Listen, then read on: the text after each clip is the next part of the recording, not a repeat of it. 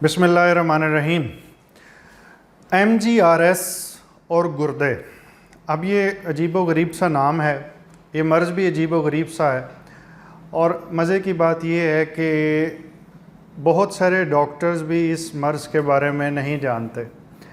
लेकिन ये मर्ज़ इंक्रीज़िंगली बहुत ज़्यादा देखने को मिल रहा है। जब से इसको आइडेंटिफाई किया गया है, मेरा ख़्याल है हर साल हम पहले से ज़्यादा देखते हैं कि लोगों का गुर्दे की ख़राबी की वजह MGRS से रिलेटेड है।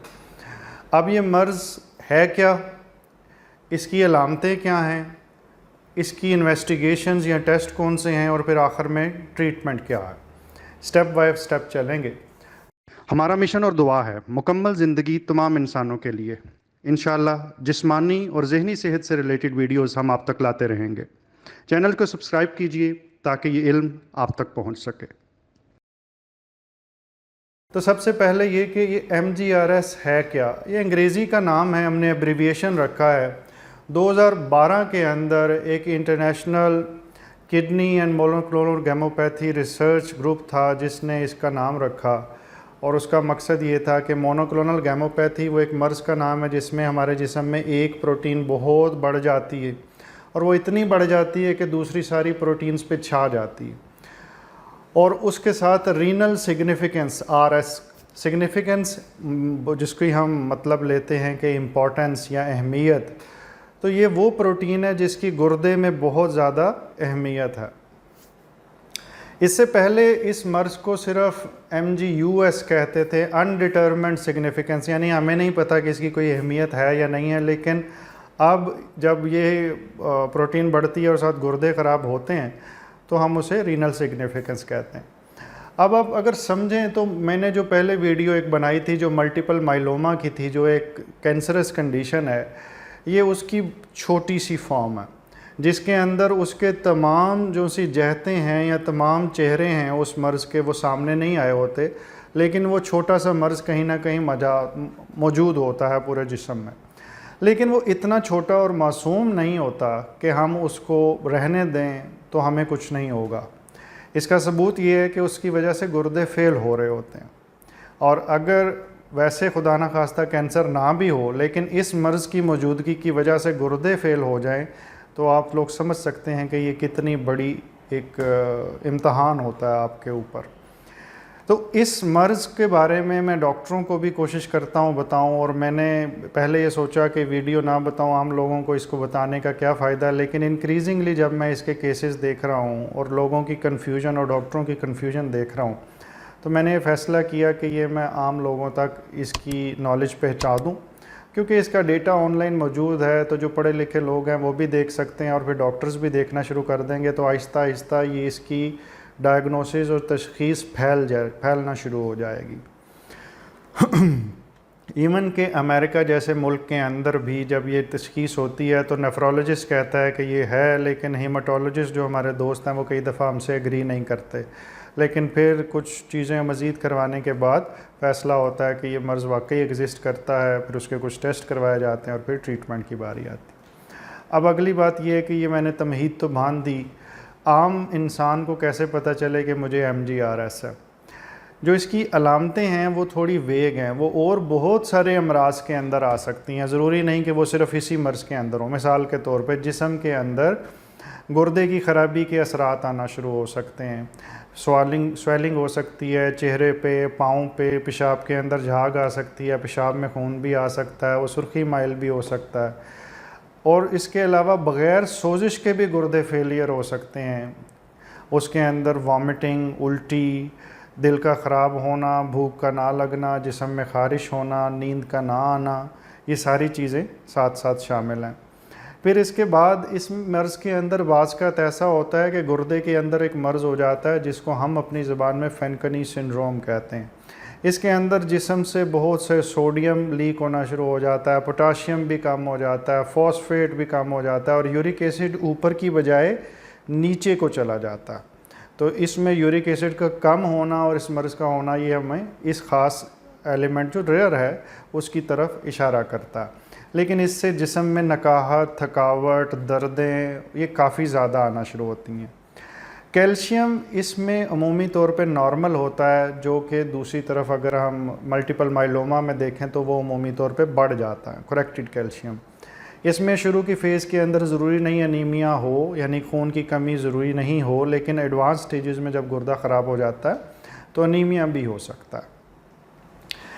اس کے بعد پھر اس کے لیے خاص کچھ ٹیسٹ کروانے کی بات آ جاتی ہے، اور وہ ٹیسٹ کون سے ہیں جن کو ہم کہتے ہیں سیرم پروٹین الیکٹروفریسس،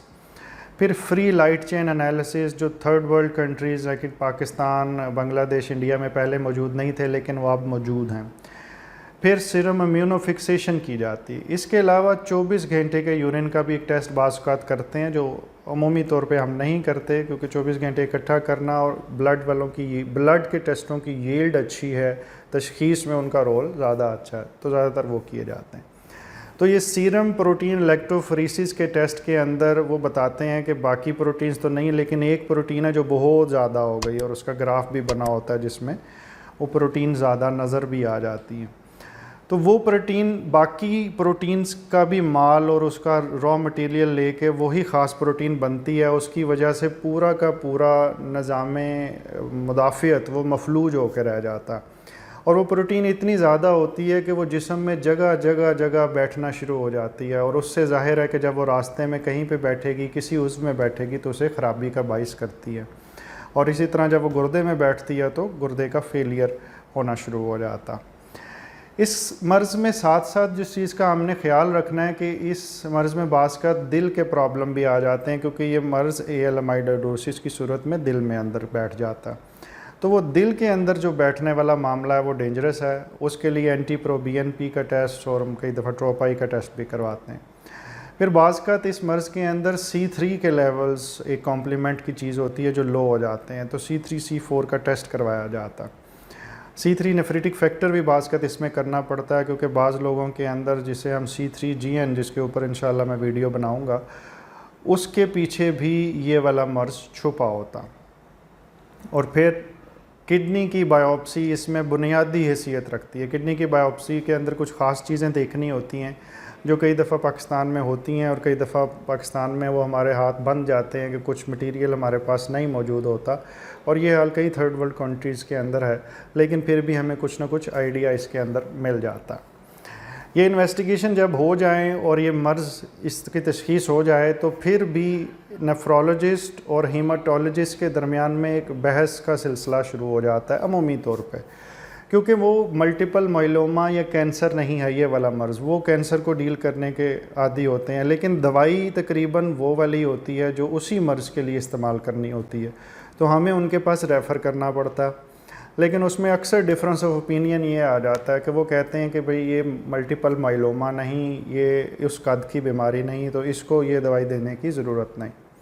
کیونکہ ان کی مطابق یہ کینسر نہیں ہے۔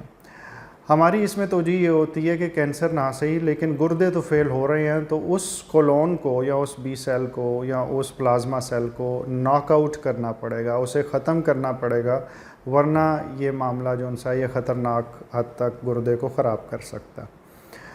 عمومی طور پہ یہ بحث کسی نہ کسی منطقی انجام تک پہنچ جاتی ہے، لیکن بعض کا پھر بھی یہ پرابلم رہتی ہے، اور یہ بحث کا ذکر میں عام لوگوں سے اس لیے کر رہا ہوں کہ میں نے لوگوں کو کنفیوز ہوتے دیکھا ہے کہ ڈاکٹر صاحب آپ یہ کہہ رہے ہیں، ہیماٹولوجسٹ کہتا ہے کہ یہ نہیں ہے، تو وہ ایک حقیقت ہے، اور یہ کیونکہ ابھی 8 سال پہلے تو یہ ڈسکور ہوئی ہے مسئلہ، تو اس کے ٹوٹل ایکسیپٹنس پوری دنیا میں آنے میں ابھی سے کچھ وقت لگے گا، لیکن آپ اپنے نیفرولوجسٹ اور اپنے ہیماٹولوجسٹ کے ساتھ ان ٹچ رہیں تو اس کا علاج ہونا شروع ہو چکا ہے، اور اس کا علاج اگر پراپر ہو جائے تو عمومی طور پہ اس کے بڑے اچھے رزلٹس ہوتے ہیں۔ گردے کے اندر جو امراض اس کے ساتھ آ سکتے ہیں، اگر کوئی اس کا نام جاننا چاہے تو وہ ہم اسے لائٹ چین ڈیپوزیشن ڈیزیز کہتے ہیں، ہیوی چین ڈیپوزیشن ڈیزیز کہتے ہیں، light and heavy chain monoclonal immunoglobulin deposit disease کہتے ہیں، پھر ایک PGNMID کے نام سے بھی ڈیزیز ہے، C3 نیفرائٹس، بے شمار نام ہے، میں ان کی اور ڈیٹیل میں نہیں جانا چاہوں گا۔ اگر آپ میں سے کسی کو اس میں خاص میں انٹرسٹ ہو تو اس کی ایک ویڈیو جس میں سمجھانے کی کوشش کروں گا کہ وہ مرض کیا ہے اور اس کا علاج کیسے ہونا ہے وہ بتایا جا سکتا۔ اس ویڈیو کا لب لباب یہ ہے کہ یہ مرض قابل علاج ہے. اس کے لیے اگر کنفیوژن ہو اور دو ڈاکٹروں میں بحث ہو تشخیص کے لحاظ سے تو پریشان نہ ہو. وہ دونوں ہی آپ کے بھلے کے لیے سمجھنا چاہ رہے ہیں کہ آپ کو کون سی دوائی سوٹ کرے گی. اور بورٹیزومیب نام سے ایک ایسی دوائی موجود ہے جو گردے کے مرض کے اندر بھی دی جائے تو اس سے پھر بہتری ہو سکتی ہے. لیکن اگر آپ کو اعصابی کمزوری ہے، پیروں میں جلن ہوتی ہے، تو اس صورت میں اس دوائی سے بعض کا اجتناب کرنا پڑتا ہے. میں امید کرتا ہوں کہ جن لوگوں کو خدا نخواستہ اس مرض میں مبتلا انہوں نے دیکھا یا ان کی فیملی میں کسی اور کو تھا اور یہ ویڈیو دیکھ رہے ہیں